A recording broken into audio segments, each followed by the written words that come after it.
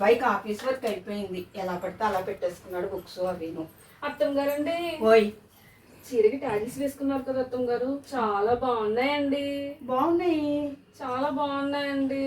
బాగున్నాయే. బాగున్నాయి కదా. బాగున్నాయి. ఏంటి నీ గోల? అంటే అత్తమ్మ గారు, నా చీర కూడా ఉందండి.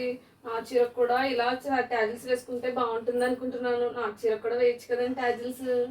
అమ్మ దొంగ, అందుకు పొగుడుతున్నావా? నా చీర కూడా వేయండి అత్తమ్మ గారు. వేస్తారండి? వేస్తానే.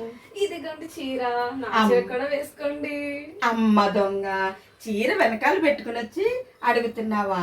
అందుకా నా చీరను పొగుడుతున్నావు? నా చీర కూడా వేసుకుంటే నా చీర కూడా అందంగా ఉంటుంది కదండి. వేస్తాలే. నేను 2 నేర్పిస్తాను, మిగిలింది నువ్వు కంప్లీట్ చేసుకో. సరేలేండి, వేసుకుంటానులే. మొత్తం అంతా నా మీద పెట్టేస్తుంది. వేయచ్చు కదా. వేస్తాను.